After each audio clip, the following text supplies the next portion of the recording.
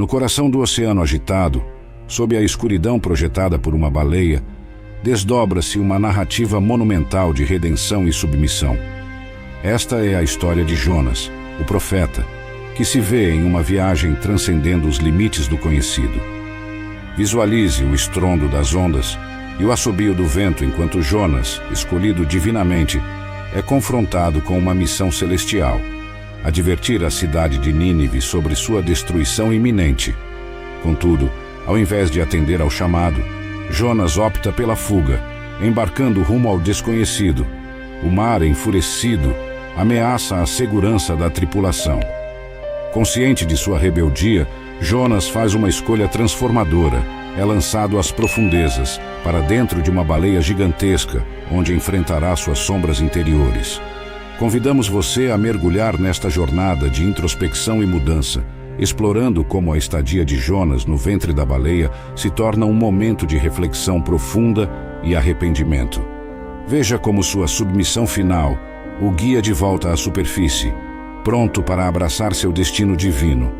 A saga de Jonas é relatada no livro bíblico que leva seu nome, integrando os chamados livros proféticos do Antigo Testamento.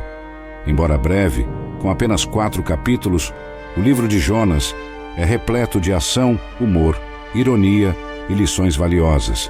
Diferentemente de outras escrituras proféticas, focadas nas mensagens entregues aos israelitas ou a outras nações, este livro se aprofunda na vida pessoal de Jonas e em seu relacionamento com o divino.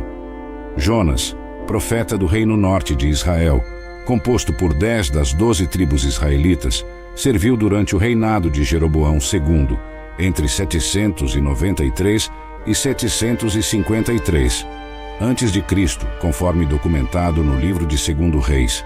Ele profetizou a expansão territorial de Israel após os conflitos com os arameus, uma visão que se concretizou, trazendo uma era de prosperidade e paz relativa ao reino nortista. Entretanto, isso não significava que os habitantes fossem leais a Deus. Pelo contrário, o reino do norte estava infestado de idolatria, injustiça, violência e corrupção. Deus enviou diversos profetas para convocar o povo ao arrependimento, mas suas mensagens foram ignoradas.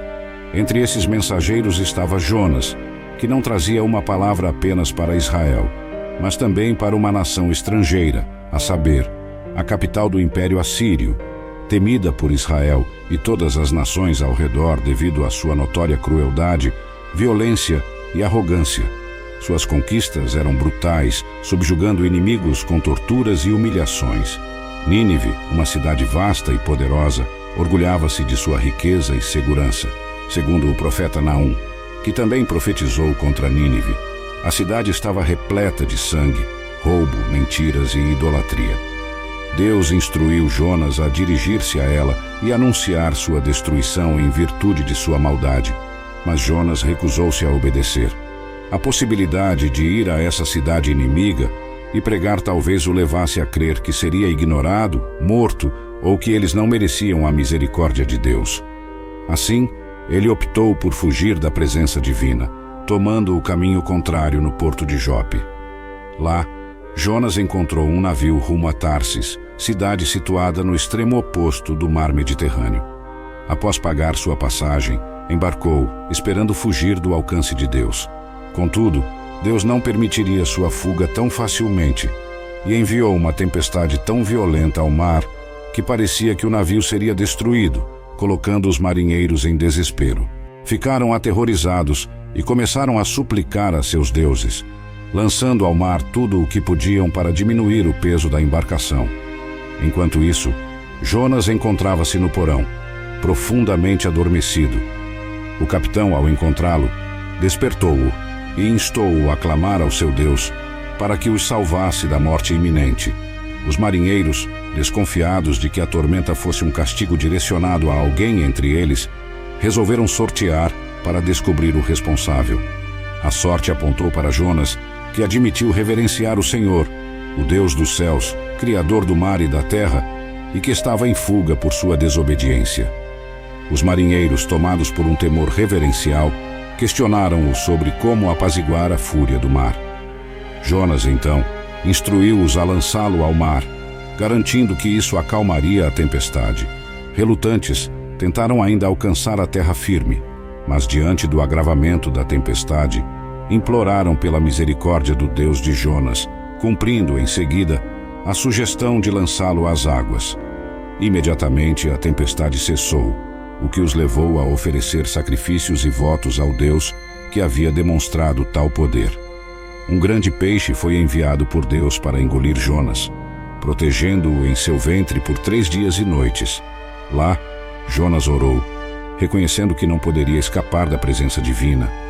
Mesmo nas profundezas do mar, dentro do ventre de um peixe, Deus o via, ouvia e estava com ele.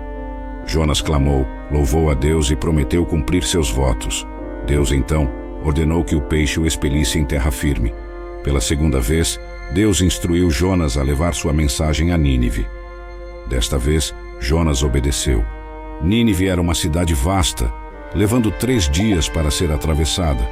Jonas adentrou a cidade e proclamou a mais concisa das mensagens. Em 40 dias, Nínive será destruída. Com o mínimo esforço, mas com máxima urgência e autoridade, essa declaração provocou uma reação surpreendente.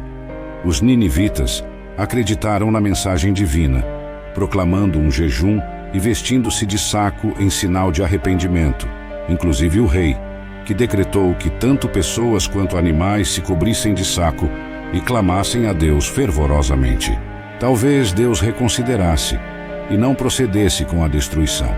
E de fato, ao testemunhar o arrependimento e a transformação dos ninivitas em relação à sua maldade, Deus, movido por compaixão, optou por não devastar a cidade.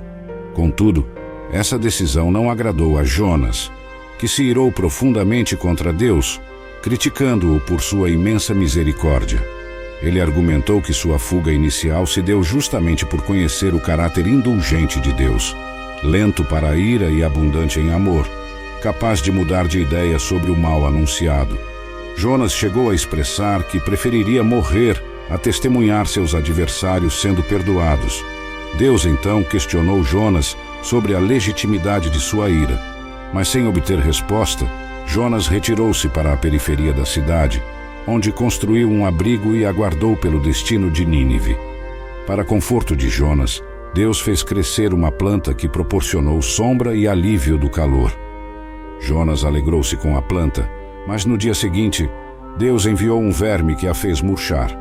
Além disso, um calor intenso causado por um vento leste exacerbou o sofrimento de Jonas, levando-o a desejar a morte. Deus, aproveitando o momento, indagou novamente se a ira de Jonas pela planta era justificada.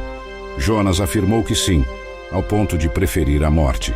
Deus então apontou a contradição em Jonas, compadecer-se de uma planta que ele não cultivou, nem fez crescer, que surgiu e pereceu rapidamente, enquanto questionava a misericórdia divina por Nínive, uma cidade com mais de 120.000 habitantes inocentes e muitos animais.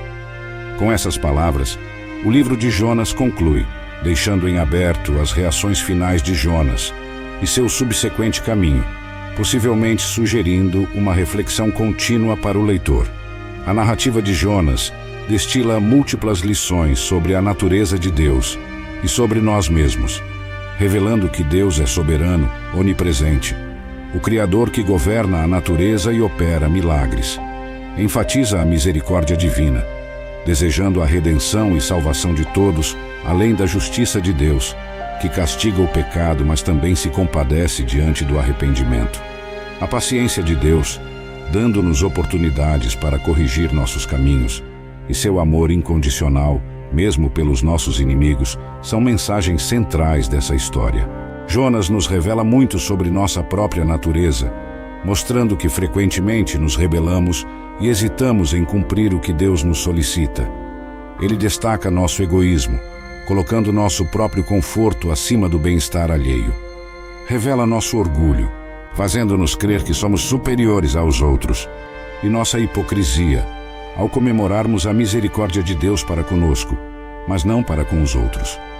A história aponta nossa insensatez, evidenciando nossa dificuldade em aprender com os erros e nossa ingratidão, ao não valorizarmos as bênçãos divinas.